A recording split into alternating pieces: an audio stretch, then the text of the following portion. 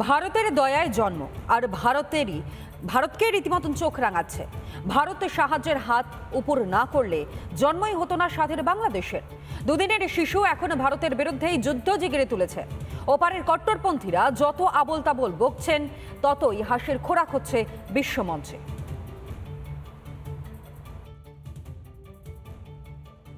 আমরাও আমাদের নবাবের এলাকা ওই বাংলা, উড়িষ্যা এবং বিহার আমরা দাবি করব। 4 দিনের মধ্যে আমরা কলকাতা হোল করে নেব। পুরো মুখে মারিতং জগৎ, এত অশিক্ষা রাখে কোথায় বাংলাদেশ? 1947-এর পর 1965 পরপর দুবার ভারতকে আক্রমণের দুঃসাহস দেখিয়েছে পাকিস্তান।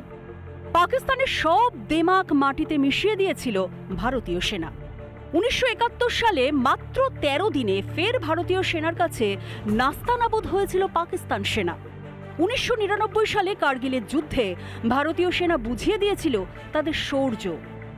যে বাংলাদেশের জন্মদাতা ভারত, সেই দেশ এখন ভারতের বিরুদ্ধে বিষোদাগার করছে। ভারতের বিরুদ্ধে যুদ্ধের ফাঁকা আওয়াজ তুলে বাজার গরম করছে। ইন্ডিয়ার এরা প্রতি মুহূর্তে আমাদের বিরুদ্ধে ষড়যন্ত্র করতেছে। আমরা বলতেছি এটা কূটনীতি দিয়ে থামাবো, কিচ্ছু লাগবে না, চুপ করে বসে থাকেন। পাকিস্তানের সাথে আপনি সুসম্পর্ক স্থাপন করেন। কোন ভরসায় এত আস্পর্ধা বাংলাদেশের? বামন হয়ে চাঁদে হাত দেওয়ার মূর্খামি? ভারতের সামরিক শক্তি সম্বন্ধে আদৌ কোনো ধারণা আছে বাতেলাবাজদের? ভারতীয় সেনার সংখ্যা 14,55,000, সেখানে বাংলাদেশের সেই সংখ্যা 1,63,000। গ্লোবাল ফায়ার পাওয়ারের রিপোর্টে দাবি ভারতের কাছে মোট 2,296টি এয়ারক্রাফট রয়েছে, সেখানে বাংলাদেশের 216টি। ভারতের হাতে যুদ্ধবিমান রয়েছে 606টি, আর অন্যদিকে বাংলাদেশের হাতে রয়েছে মাত্র 44টি। ভারতের কাছে সাবমেরিন রয়েছে 18টি, বাংলাদেশের কাছে 2টি।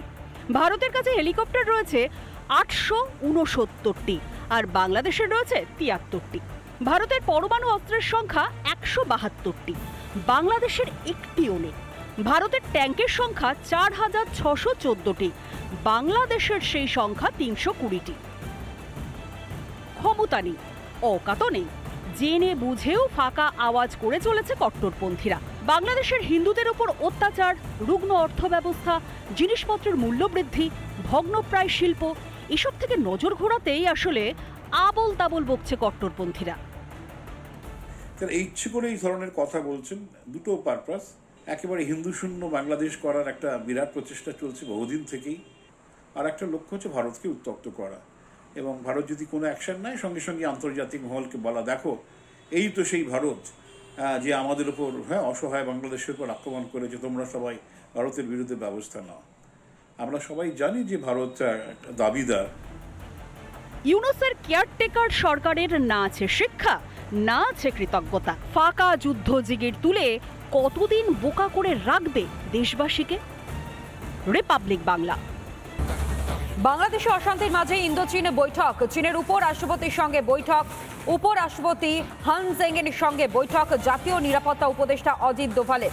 আরও একবার জানাই, চীনের উপরাষ্ট্রপতির সঙ্গে বৈঠক, জাতীয় অর্থাৎ ভারতের জাতীয় নিরাপত্তা উপদেষ্টা অজিত দোভালের।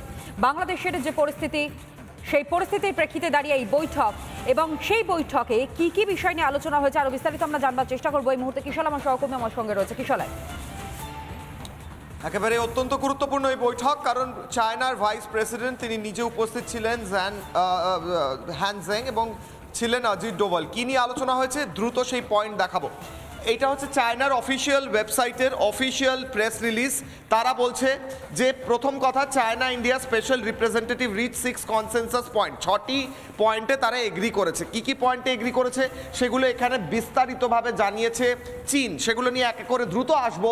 তার আগে জানিয়ে রাখি, এখানে তারা স্পষ্টভাবে বলছে যে চায়নার তরফ থেকে এবং ভারতের তরফ থেকে অজিত ডোভাল তারা সাবস্ট্যান্সিভ discussion on the China border India border issue in a positive and constructive manner. অর্থাৎ চীন ভারতের সঙ্গে সমস্ত বর্ডার ইস্যু, সীমান্ত নিয়ে ইস্যু সলভ করতে চায়, সেগুলোর সমস্যার সমাধান করতে চায়, চীনের তরফ থেকে স্পষ্ট করছে তারা।